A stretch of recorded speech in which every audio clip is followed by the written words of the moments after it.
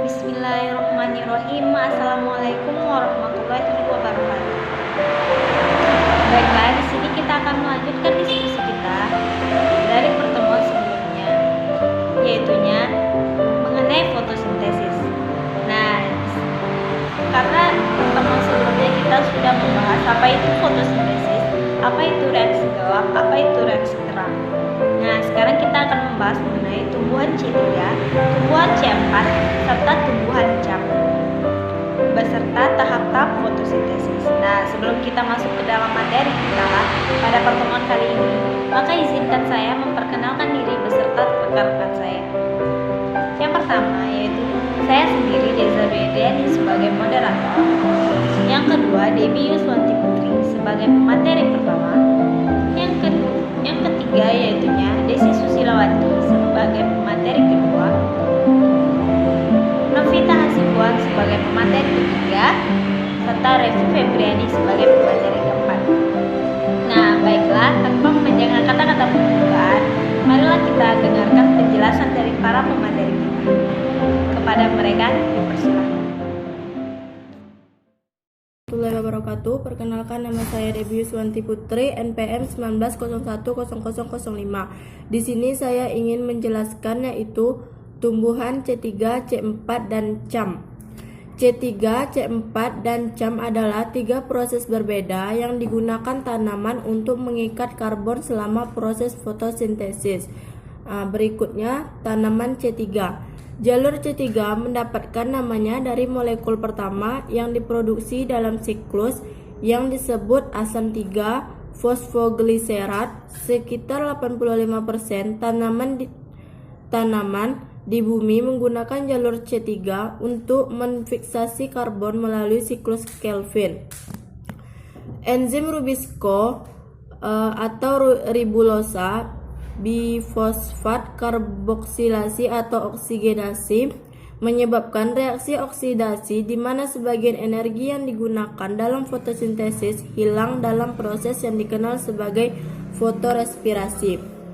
Hasilnya adalah pengurangan sekitar 25% dalam jumlah karbon yang ditetapkan oleh pabrik dan dilepaskan kembali ke atmosfer sebagai karbon dioksida. Itulah penjelasan dari tanaman C3. Selanjutnya akan dilanjutkan oleh pemateri kedua. Baiklah, saya akan melanjut ke pembacaan materi yaitu mengenai tanaman 4C. Proses tanaman 4C ini dikenal juga sebagai jalur Haslett dan dinamai untuk molekul antar 4 karbo yang diproduksi oleh asam lamat atau asam asparatat. Pada tahun 1960-an, para ilmuwan menemukan jalur 4C ini sambil mempelajari tebu. 4C ini memiliki satu langkah sebelum jalur Calvin yang mengurangi jumlah karbo yang hilang dalam proses keseluruhan. Karbon dioksida yang diambil oleh tanaman dipindahkan untuk mengikat sel-sel selubung oleh asam asparatat atau molekul asam lamat. Kandungan oksigen di dalam sel selubung bundel sangatlah rendah, sehingga enzim Rubisco karbon dioksida cenderung mengatalisasi reaksi ke oksigen dan membuang molekul karbon. Molekul malat dan asparatat melepaskan karbon dioksida dalam kloroplas selubung bundel dan siklus Calvin dimulai. Sel bundel selubung adalah bagian dari anatomi daun krans yang merupakan ciri khas tanaman C4.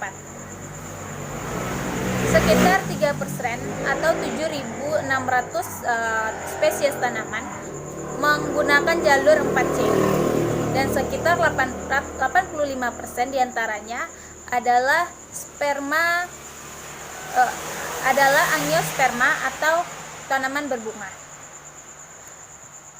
Contoh dari tanaman C4 ini seperti jagung, tebu, millet, sorghum, nanas, aster, dan koh.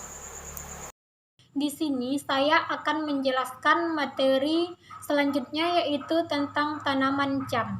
Metabolisme asam clasulacean juga dikenal sebagai fotosintesis. CAM adalah jalur fiksasi karbon yang berevolusi pada beberapa tanaman sebagai adaptasi terhadap kondisi kering. Pada tanaman yang menggunakan CAM penuh, stomata dalam daun tetap tertutup pada siang hari untuk mengurangi evapotranspirasi, tetapi terbuka pada malam hari untuk mengumpulkan karbon dioksida atau CO2. CO2 disimpan sebagai asam malat 4 karbon dalam vakuola di malam hari, dan kemudian di siang hari malat diangkut ke kloroplas di mana ia dikonversi kembali menjadi CO2 yang kemudian digunakan selama fotosintesis. CO2 yang dikumpulkan sebelumnya terkonsentrasi di sekitar enzim Rubisco, meningkatkan efisiensi fotosintesis. Mekanisme ini pertama kali ditemukan pada tanaman famili Crassulaceae.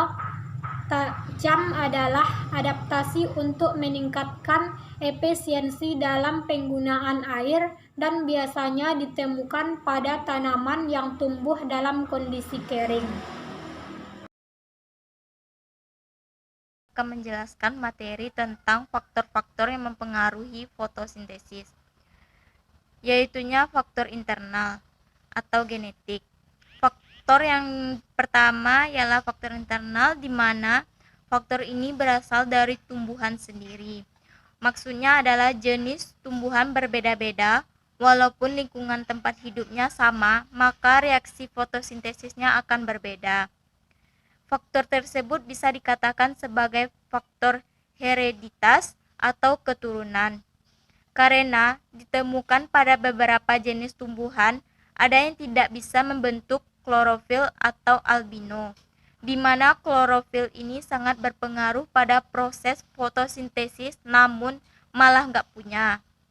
Yang kedua, faktor eksternal. Yang pertama yaitunya cahaya. Yang kedua, ketersediaan air. Yang ketiga, konsentrasi karbon dioksida. Yang keempat, kandungan oksigen. Yang kelima, temperatur atau suhu. Yang keenam, kadar fotosintesis atau hasil fotosintesis. Yang ketujuh, tahap pertumbuhan. Baiklah, hanya sekian penjelasan dari saya kembalikan kepada moderator. Baiklah, hanya sekian penjelasan dari para pemateri kelompok kami. Jika ada kesalahan dan yang janggal, kami mohon maaf dan mohon kritik dan saran. Jika ada, bagi teman-teman yang kurang mengerti atau kurang memahami dengan materi yang kami sampaikan, nanti akan kami persilakan untuk bertanya. Wabillahi taufiq wal hidayah. Wassalamualaikum warahmatullahi wabarakatuh.